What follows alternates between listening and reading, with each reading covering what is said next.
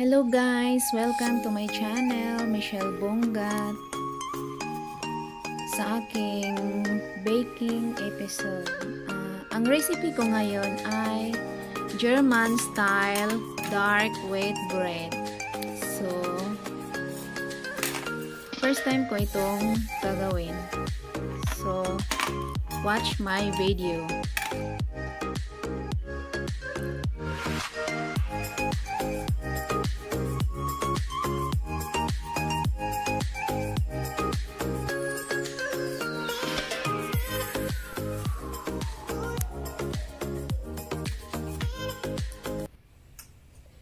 So, dito guys, meron akong 400 grams na strong flour.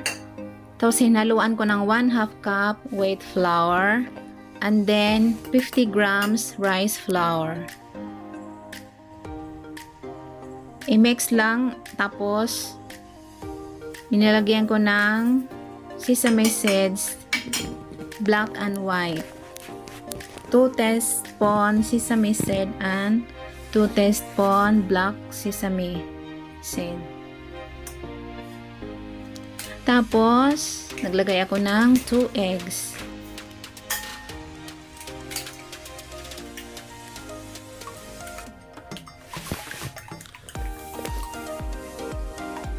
Tapos, 1 cup milk. Yung milk, hindi ko binuhos lahat kasi hindi ko pa kabisado yung flour, baka masyadong matubig. Tapos 1/2 cup dark sugar, dark brown sugar. Yan, haluin lang hanggang sa matunaw yung sugar. At naglagay ako ng 1/4 teaspoon salt. Malayan yung gamit ko.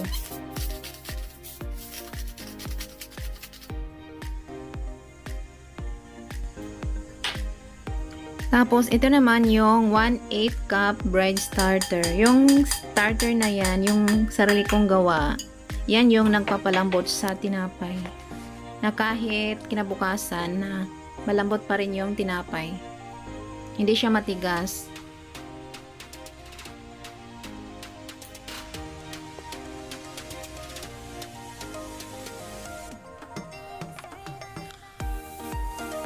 Tapos salain natin para walang buo-buo sa ating mixture.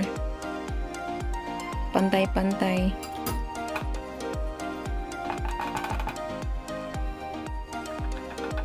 Tapos ito naman, naglagay ako ng 1 tablespoon shortening at 1 tablespoon unsalted butter.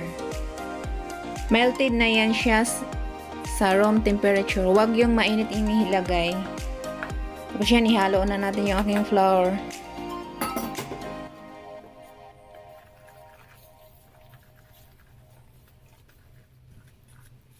Dito guys, nagkamali ako dito. Muntik ko pang nakalimutan yung aking yeast.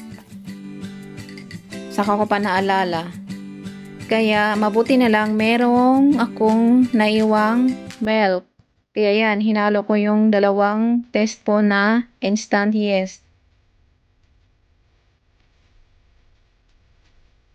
Mabuti na lang naalala ko. Tapos yan, ihalo ko na doon sa dough. Mabuti na lang naihabol ko. So yan. So ayan, naihalo ko na.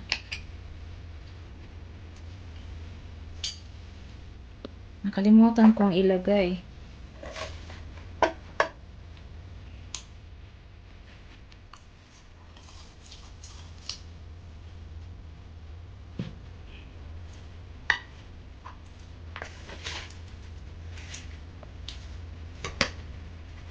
Dito sa part na ito, medyo mahirap na siya ihalo, pero tiyagaan lang. Kasi nahuli nga yung guest ko.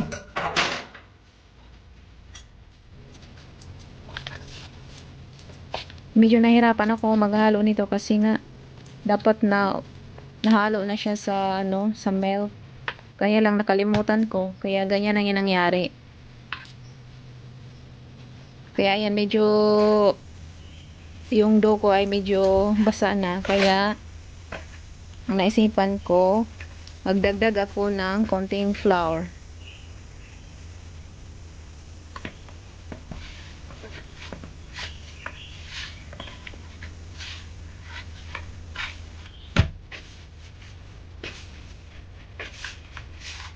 So, ayan na. Medyo umuki na yung aking dough. Napaganda ko rin. Naayos ko yung aking recipe. So, ayan na. Tapos, ilipat ko siya ngayon sa silicone mat para mas maganda yung pagmasa.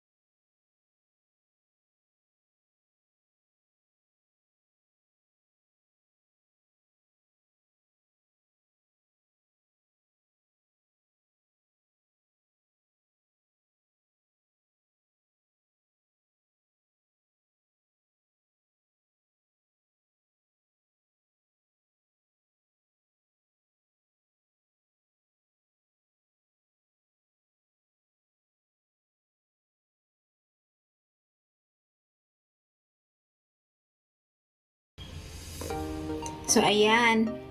Nailagay ko na yung raisin. Tapos, i-roll na natin at i-seal.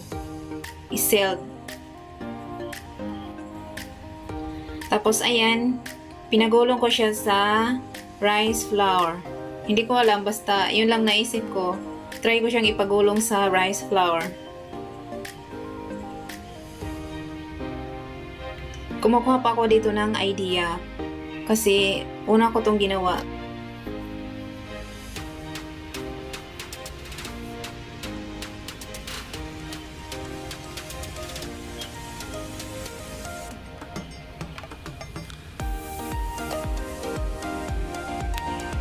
So, ayan. At ilagay na sa baking pan. So, ayan na.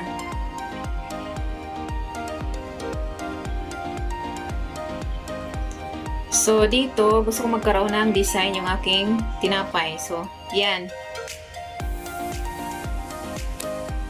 Dapat yung cutter ang gamitin natin. Sa sunod, bibili na ako ng gamit para sa cutter pang bread.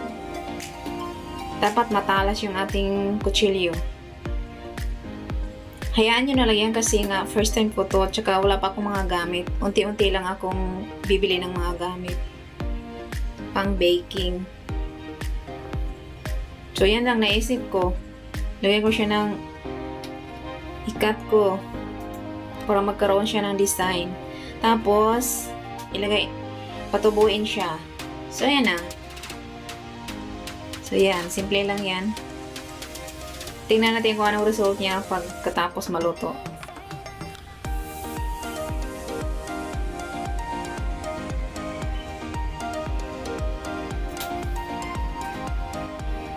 Tapos yan nilalagay ko sa oven. Diyan ko pinapatubo yung mga tinapay ko.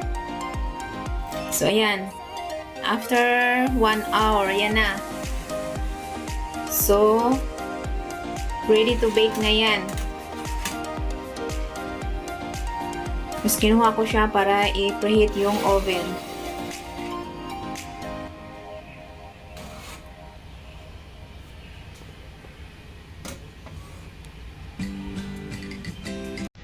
Tapos, preheat yung oven ng 200 degrees Celsius.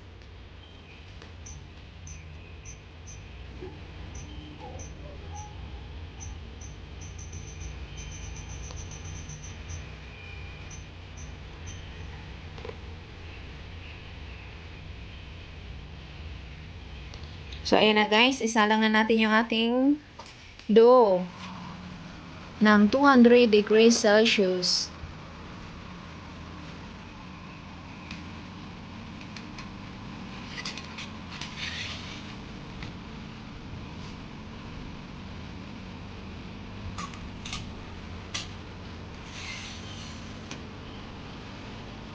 Bake for 20 minutes.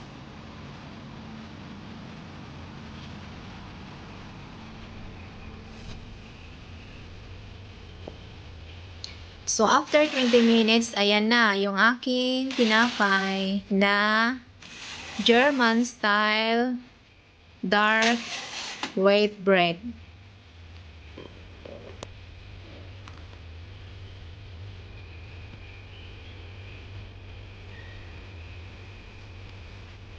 So, ayan na guys. Maraming salamat sa panonood.